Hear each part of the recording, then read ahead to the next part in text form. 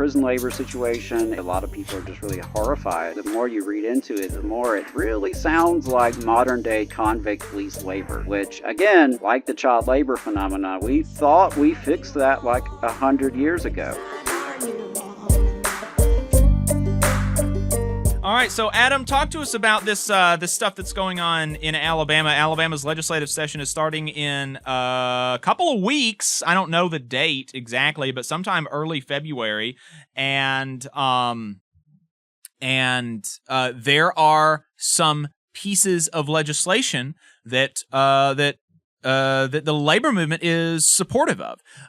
Talk to us about what are we anticipating happening down in Montgomery this year? Yeah, so the legislative session, let me make sure I've got this date correct. Yes, it is February 4th, Tuesday, February 4th. So there will be, quite a bit on the agenda. This is notably the last legislative session before the next round of elections. The primary elections are coming up in May of 2026. So, a lot of commentators and observers of the legislature think that, whatever work's going to get done over the next 2 years is going to happen this year, for the most part. Probably not a lot to happen next year. So there's a lot of issues that labor is supporting and dealing with here in the state. There are opportunities to make things better. Not that that's surprising because, as we often say on this show, Alabama ranks at or near the top of everything bad and at or near the bottom of everything good. Our quality of life here in Alabama, it's not great. I mean, I told someone I was talking to yesterday, we would be overjoyed if we had the average American quality of life for working class people here in Alabama. That said, there are solutions that are going to be in front of legislators in Montgomery coming up in a couple weeks. So one issue that has been big on people's minds has been the child labor scandals here in the state of Alabama. Very famously, the Hyundai Corporation has been associated with this, alongside temporary staffing agencies that have typically been involved. And so one piece of legislation that a lot of folks are supporting, Jobs to Move America, Alabama Arise, the North Alabama Area Labor Council, and others, this piece of legislation would take state tax incentives away from corporations that violate child labor law. And I think that's a really interesting piece of legislation because just last year, Alabama passed Senate Bill 231, which does something similar.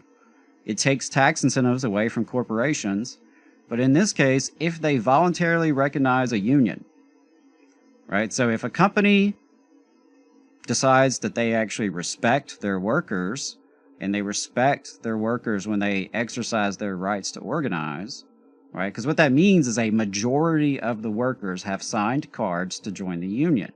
They go to the boss and say, hey, we're a union now. We have a majority. Here's our proof. Will you just go ahead and recognize us so we can, move to the next step and start negotiating? The state of Alabama says, no. You cannot voluntarily recognize that union.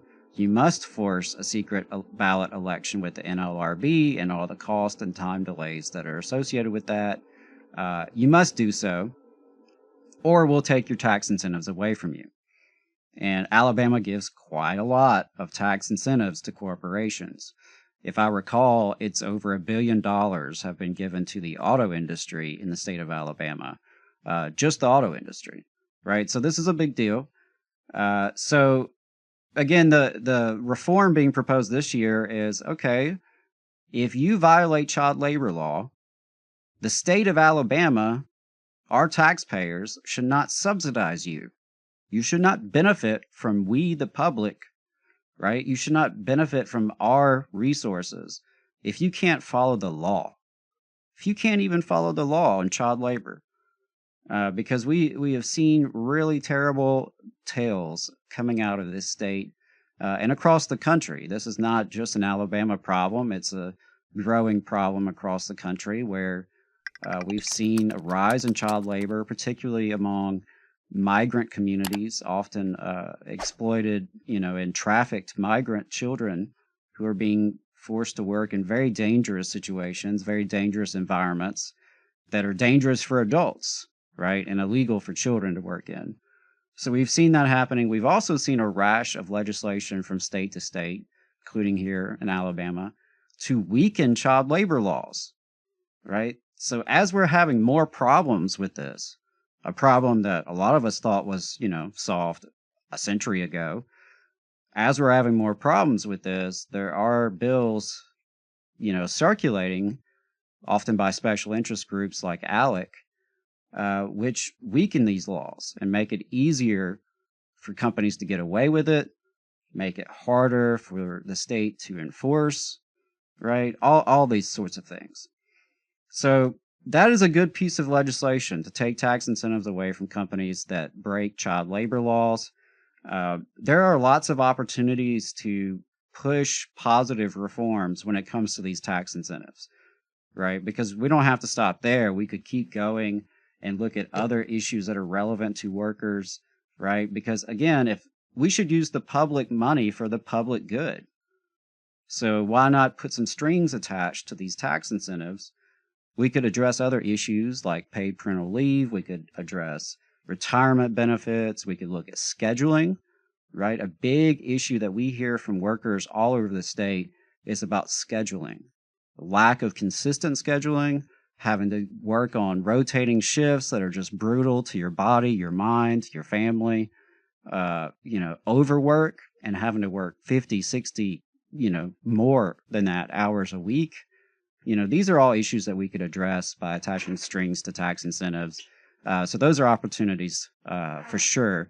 I do want to mention on the subject of paid parental leave, there has been, a lot of momentum to actually grant paid parental leave to state employees in Alabama, including potentially educators. A lot of folks may not realize it, but that's, the case is that, your kid's teacher does not have any form of parental leave.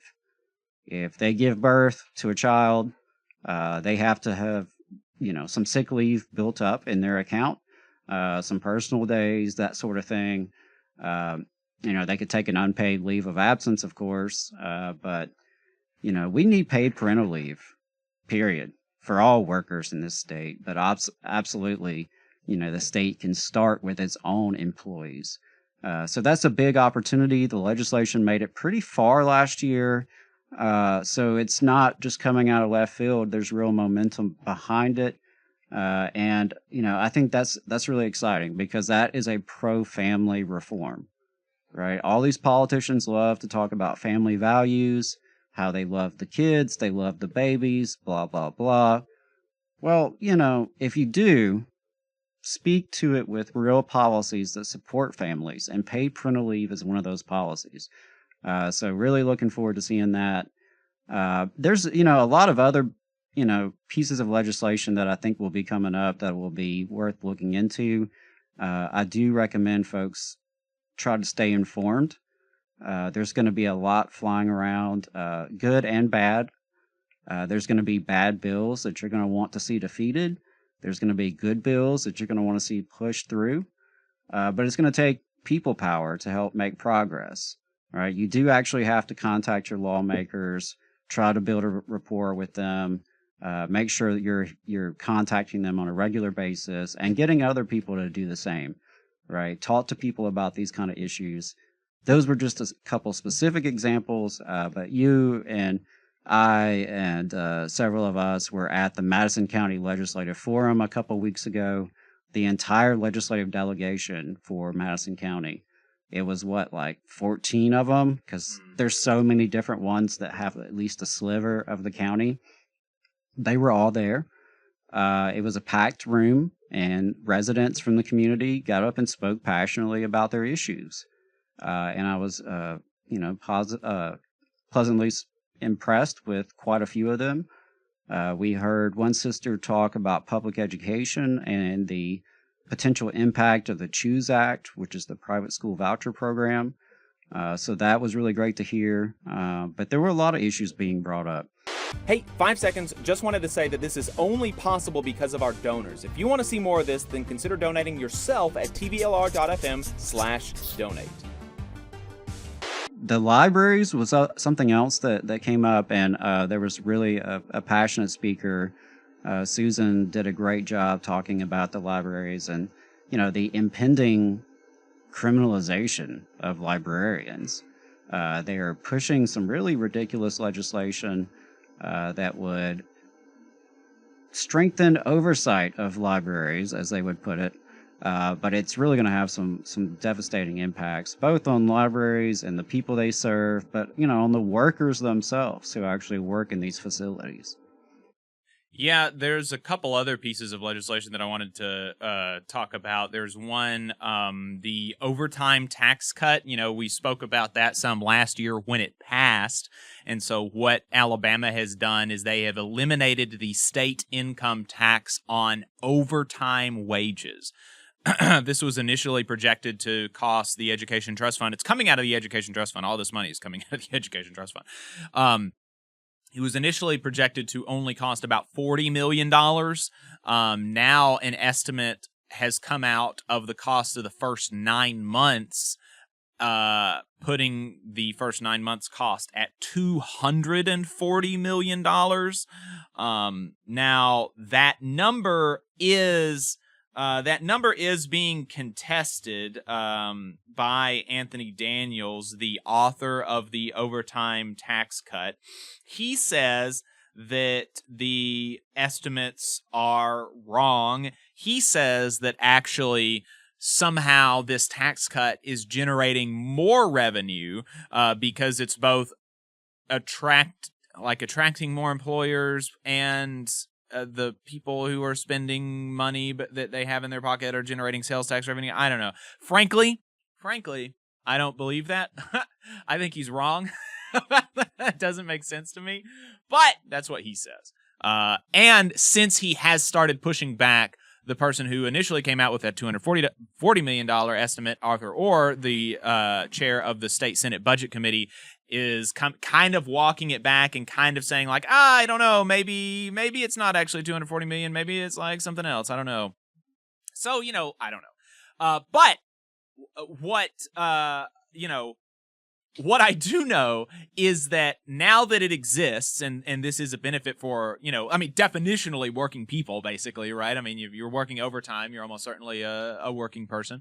And so, that's good, and we're happy for it, and we don't think that this benefit should be removed for people. We think, if there actually is a real serious dent in the Education Trust Fund that needs to be filled, there are other places to fill it than with revenue from working people. You could, for instance, repeal the Choose Act, which is going to put a huge dent in the Education Trust Fund for the state of Alabama. You could also repeal the federal income tax deduction. Alabama is one of only two states in the country to allow you to deduct your some of your federal income tax from your state income tax.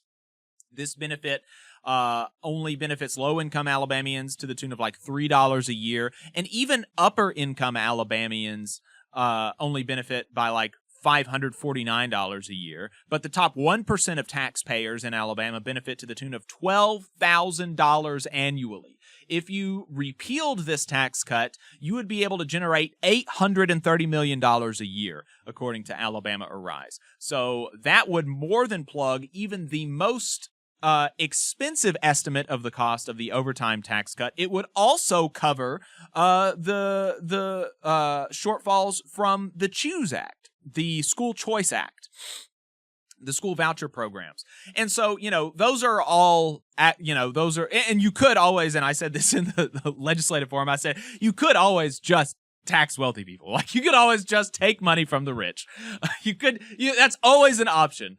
Even if, people in Alabama or the politicians in Alabama don't really want to hear that. There are other couple of really good tax incentive pieces of legislation. One that would tie tax incentives to not having mandatory overtime, because as a pro-family state, we think that workers should have the time be able to spend time with their children. We think that's important. And so if we actually think that's important, we should say any company that we give tax incentives to, you can't have mandatory overtime as a normal policy. You can't do that. There's also legislation potentially to tie economic incentives to paid parental leave policies and stuff like that. So there are some other good ones, and we're going to be talking more about that in the future. We need to book Neil Rafferty on. I think we need to get Neil Rafferty on the program. He's the state house representative who's sponsoring a lot of this legislation. So I'm going to try to do that maybe before the session starts and talk to him about that. But yeah, so those are some of the things that we're tracking. Yeah, and real quick before we move on, a couple of other, hot topics. Criminal justice reform is always a hot topic in Alabama. We have one of the highest incarceration rates in the country, which has the highest incarceration rate in the planet. Right? So we are locking up more people inside of our borders than almost anywhere else on planet Earth. Seems like a problem. We are potentially opening some $1 billion prison named after Governor Kay Ivey. Another issue that is really coming up a lot is the prison labor situation. There's been some more and more great reporting coming out about the exploitation of incarcerated workers, workers who are apparently, safe enough to work for any number of corporations, whether it's, Hyundai, as we've talked about, to McDonald's, to the city of Montgomery. Apparently, it's cool that they work there, but they are being systematically denied parole, right? And so you have issues like this. The prison labor situation is something that comes up a lot in the community. A lot of people are just really horrified by it because the more you read into it, the more it really sounds like modern day convict lease labor, which again, like the child labor phenomena, we thought we fixed that like 100 years ago.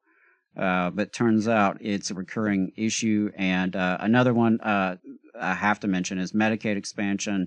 There's a lot of talk in D.C. about what's going to happen with Obamacare. So who knows what the future, brings for federal health care and the landscape there. But the bottom line is that hospitals continue to close in this state. There are hundreds of thousands of Alabamians without health care, and we absolutely could do something about it. And unfortunately, you have special interests like Alpha Insurance pushing their garbage plan, which is, being sold as a solution to this problem, and it absolutely is not. It would make it worse, but it would make them money. So you have issues like that. You've got a lot of special interest in Montgomery. So make sure you're talking to your lawmakers, because I can guarantee you that folks with a lot of money and a lot of power and influence are definitely in their ear.